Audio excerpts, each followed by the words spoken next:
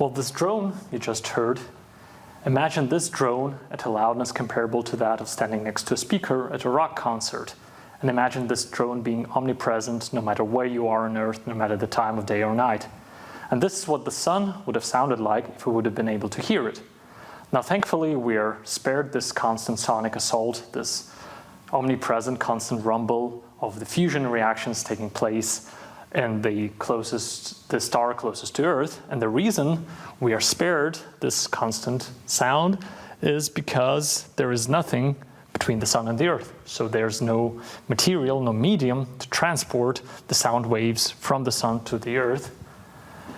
And, well, why do we need a medium to transport sound? Why is that required? Well, sound by itself is basically, by definition, the propagation of a disturbance in a physical medium. And so it does not necessarily have to be something that we can actually hear.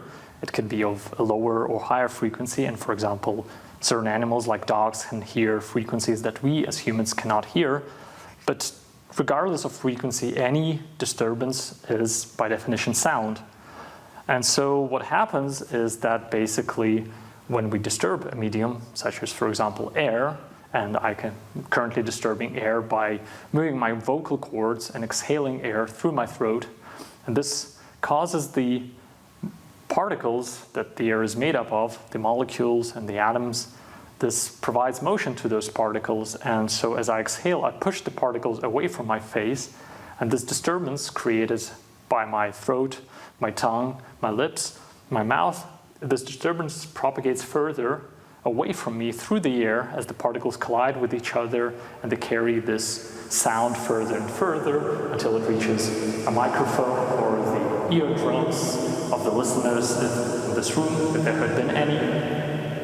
And the same happens for any other kind of medium. So for example, if I take a piece of chalk and I tap it on the blackboard, you also hear it, and you will hear it better if you lean your ear against the blackboard, because the disturbance is propagating inside the blackboard. So the molecules that the blackboard is made out of, they carry this disturbance throughout the whole thing. But they also, these molecules, as they start to vibrate and propagate this disturbance through the blackboard, they also transfer some of that vibration to the air outside the blackboard. And so the air also starts to vibrate, and so that's the reason why you also hear the sound of the chalk tapping even when you're standing at some distance away. So you don't have to lean your ear against this transferring medium. And sound, the properties of sound, they depend strongly on the medium it's being transported in. So the disturbances propagate much faster, for example, in water and solid objects than they do in air. And different frequencies are damped and attenuated at different rates in different materials. And for example, in air, the speed at which sound propagates depends, for example, on the temperature of air. So in colder air, sound is carried along more slowly than in warm air. And so coming back to the sun and the earth, well, so we can't hear the sun, but there have been things that have been called the sound recordings of the sun, so published by NASA. And so you might ask, what are those exactly if we can't hear the sun? Well, those are, in essence, indeed, actually sound, because what NASA did, so these recordings are made by the so-called SOHO spacecraft orbiting the sun, and the spacecraft was performing scientific measurements on how various disturbances propagate along the surface of the sun. So the surface of the sun slowly oscillates, and if there had been some sort of medium around the sun where this spacecraft could have taken measurements directly, but you could also take measurements of these disturbances, for example, optically, because you can see them. And so the spacecraft took these recordings of these oscillations, and in essence they are sound which cannot be transmitted to the outside space because there is no medium, but on the surface of the sun you could perhaps feel them in a sense, these disturbances, these waves. But they had to be actually sped up by a factor of more than 40,000 in order for them to actually become listenable to us. Otherwise, they are so low frequency that we can't hear them. And so this is this transformation of data into sound, as for example, in this took place in this case. So in essence, this is a transformation of phenomena that could be called sound, but since we usually refer to sound as something that is within our hearing range, this is also kind of a sonification of data. But this process of sonification has been already widely used, for example, in music, where you could take an image, some sort of photograph, and transform it by certain processes into sound and play that back. But these sonification processes also are used in science, and so there is a story of the astrophysicist Wanda Diaz-Merced, who during her studies in university went blind, and so she, being an astrophysicist, as when being a person who has to work with imagery, with visual representations of different scientific measurements, so in interviews she says that of course for her it was a big stress and a big shock when she realized that she will eventually go blind. But she found a way around that, so she started using these sonifications, so these audio representations of scientific measurement data. And so she started performing analysis on these sonifications. And her thesis is actually on the use of sound for the exploration of space physics data. And she managed to find many interesting physical phenomena by listening to the data instead of looking at the data. And this is an interesting kind of capability that we as humans perhaps have evolved, is that we are better able to distinguish faint sounds and faint rhythms than, for example, than we are able to distinguish visual rhythms.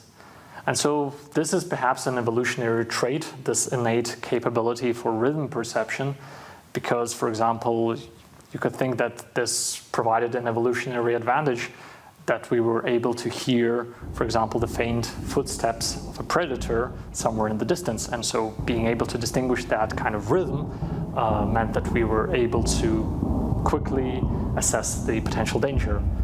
Or, for example, if we are able to hear a faint sound of distant water, so a waterfall or a river, well, that means there's a river of water nearby that can provide sustenance. And so this could be thought of perhaps as an evolutionary trait, this capability of picking out slight, important kind of kind of events in the sound data, and so this is now being used by scientists to pick out information from data that perhaps was not even noticeable when someone looks at the data just visually. And so perhaps there's a whole wealth of scientific discoveries to be made just by listening to scientific data rather than just looking at it. But if we come back to the question of the sound of the sun, well, you might say, okay, there is no medium between the sun and the earth because, yeah, there's a vacuum. But is it really true that there's no medium? Because actually space is not empty. It's filled with kind of cosmic dust, the remnants of comets, and, you know, material that's being expelled in coronal mass ejections. And so there's a whole abundance of particles that are present in space. And so couldn't these particles somehow still transport sound from the sun to the earth? Well, the thing is there are still too few of particles that to be able to effectively transport any sort of disturbance. Well, first of all, they couldn't transport a sufficient amount of energy for us to be able to register it. And second of all, because there's so few of them, they basically dissipate this movement. So there's no coordinated direction of a propagation of disturbance as the particles barely collide. So they cannot really transfer it, and they just move off chaotically into different directions.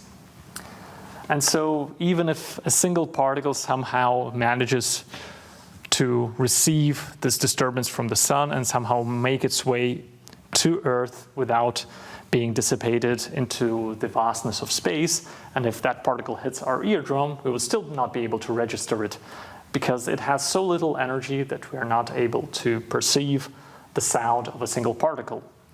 And the same is true for light carried by photons. We're not able to see a single photon. So sound and vision are in essence a collective phenomenon. So for vision, we require not one photon hitting our eye, we require a multitude of photons emitted from a light source or reflected from some surface to hit our eye. And the same is true for hearing. So we require a multitude of molecules and particles to hit our eardrum in order to perceive something that we would call sound. And so this process of the creation of sound out of a motion of millions and billions and trillions of particles has been explored in musical form. So there's two compositions that have worked attempting to sonify this kind of process of the ensemble motion of particles and how that creates sound. So the first kind of musical piece that explored this concept is the composition Ionization by French composer Edgar Varese, written in the late 1920s. And this basically explored this process of sound as an ensemble phenomena in a non-rigorous way in terms of physics and mathematics. And so what he tried to represent in an artistic fashion is the process of ionization. So we have, for example, a gas. The gas consists of a multitude of particles. Each of the particles has basically a core consisting of a proton, a neutron, and this core is surrounded by one or more attached electrons. And so there is some sort of physical bond connecting the electron to the proton and neutron in the center of an atom. And what occurs in this ionization process is that there are very few unattached electrons flying around in the gas. And when this unattached electron hits this atom, it breaks this bond. And so what we get as a result is a new unattached electron, which can then fly off and potentially hit another atom and also dislodge this electron, breaking its bond from the proton in the center of the atom. And now we have more and more electrons hitting the atoms, and at some point this leads to an exponential growth in the number of free electrons and the creation of a plasma. So this is the process of avalanche ionization that, for example, occurs when a lightning bolt strikes. So very rapidly a plasma is created, which also produces a loud cracking sound. And this process was explored in musical form by Edgar Varese and his piece. Now, in the mid-50s, the French-Greek composer Yannis Xenakis, who was also a mathematician and an architect, also concerned himself with the sonification of particle-level data. So how does sound come from the individual motion of separate particles? And so his approach, him being a mathematician by education, was more rigorous from a mathematical and physical point of view. And so he explored this in his piece Pithepracta, where he basically took the distribution of particle speeds you would observe, for example, in the air surrounding you. So for a given temperature, you have the speed and the probability that you have particles at that speed. And so basically you have no particles that have no speed, and you have very few particles that have a very large speed. But in the middle, you do get quite a bit of particles around some sort of mean speed. So most of the particles kind of float around at some speed that's near this value, and this value is dependent on temperature. So as the temperature increases, you get kind of higher and higher speeds possible, and this mean value also shifts. And so he used this physical distribution of speeds, the Maxwell-Boltzmann distribution, to sample velocities, which he then assigned to the rate of change of pitch of a stringed instrument. So basically the speed of the glissandos these stringed instruments are playing. And so then he took this physical process, sampled velocities, wrote it out as a graphical score, and then transferred that graphical score into proper musical notation. And that is the Pithepracta piece. And by changing the temperature and changing the parameters of the distribution, you can get kind of different motions of these string ensembles. But what happens is that in the sense, the motion of a single particle, in a sense, well, in real life you can't hear a single particle. In the piece of Xenakis, a single particle represented by a single instrument also carries very little information. It's basically just a series of individual glissandos. But as a whole, you have much more richer picture that is significantly more interesting to listen to. And this is, again, this kind of ensemble phenomena that arises on a large scale. And now the question is, what happens at the ensemble scale? Why are ensemble scale phenomena somehow perhaps more perceivable or more interesting? And this is the kind of last topic of discussion for this talk. So what distinguishes a large-scale system of particles from a small-scale system of particles? And so, well, the main feature of a large-scale system of particles is kind of irreversibility. So, for example, when I wipe this board,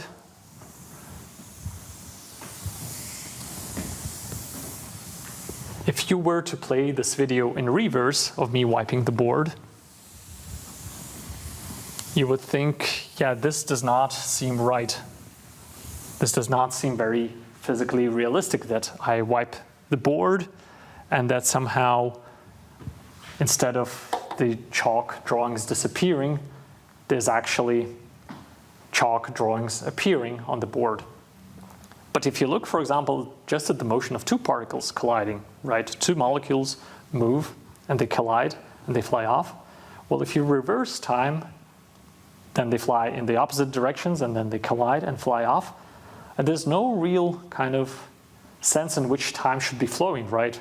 Both videos seem kind of very logical, and you don't get a sense of, is this played backwards or forwards? But on a large scale, yeah, you kind of see, right? If you have a candle burning, again, you see the candle slowly melt and disappear, but a candle does not appear out of nothing. And so what happens when you have a large scale collection of particles is you have this ensemble phenomenon of entropy, which says, according to the law of thermodynamics, is that your entropy, and entropy is kind of a measure of chaos in the system. You could think of it that way.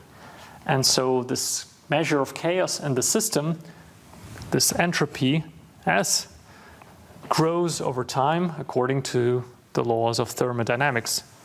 And so you get some sort of irreversibility encoded in the behavior of a large-scale system.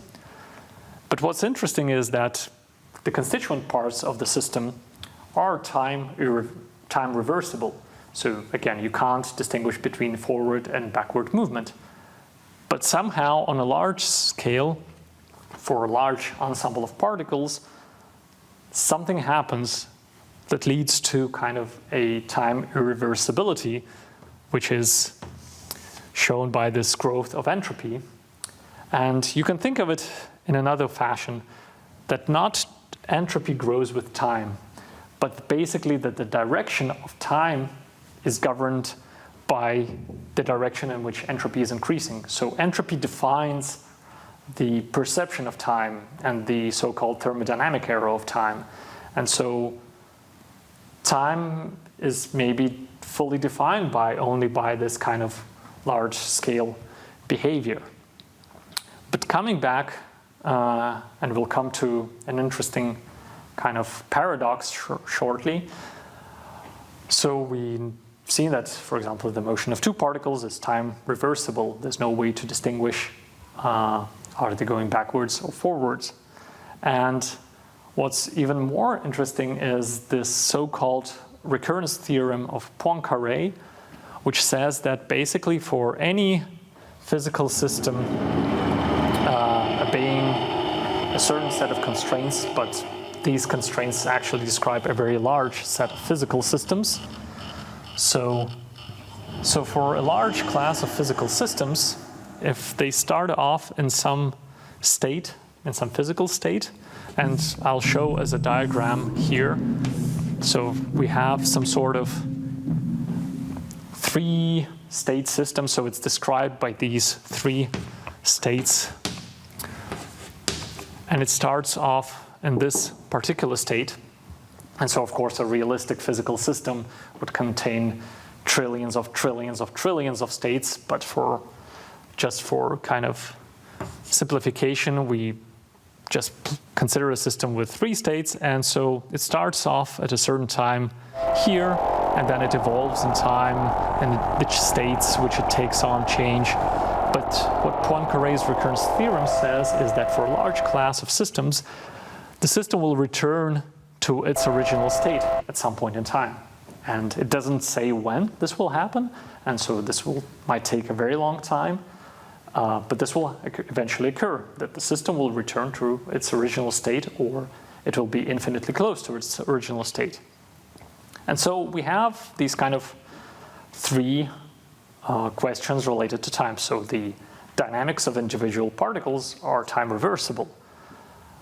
Any physical system, even a large-scale system, also is not perhaps time reversible, but it returns to a state that's infinitely close to the original state.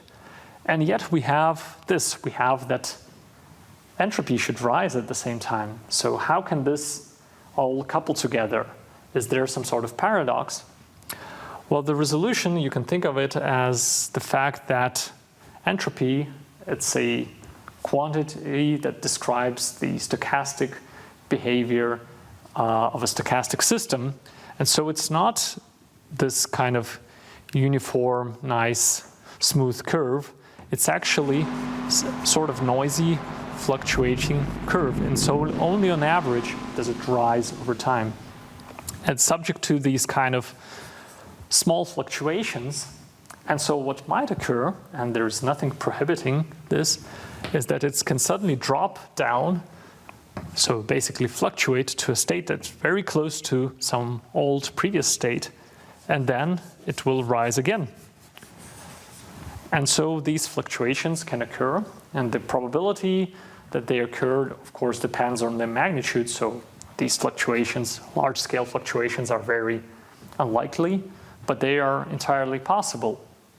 And so this means that it's entirely possible for a physical system to actually spontaneously return to a state that's its original state or very close to its original state. And so this gives us no contradiction with the recurrence theorem of Poincaré. And this whole concept of a system returning to its original state, the universe returning to its original state, has been explored as a philosophical concept by Friedrich Nietzsche, who postulated this idea of eternal recurrence, but he kind of thought of it as maybe not a scientific, as a physical concept, but more of as a kind of guidance in life, that you should, faced with the possibility that the universe will recur eternally, you should act in a way that you will not be frightened by this prospect, but rather you will be excited, because basically you led your life in such a way that this eternal recurrence, actually the prospect of it gives you joy and hope.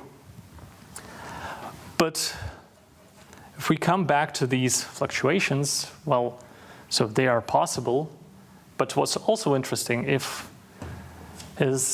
are these implications, the philosophical implications of these fluctuations of a physical system.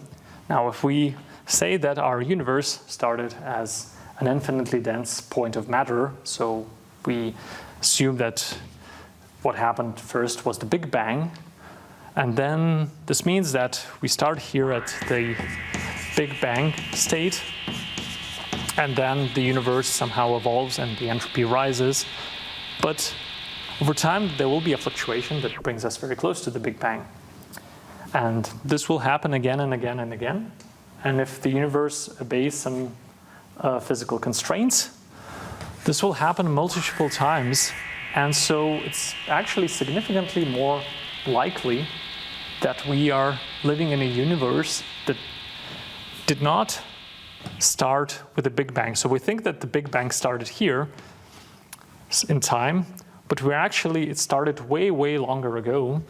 But the universe just looks that the Big Bang only happened 15 billion years ago. Actually, it might have been significantly further away in time.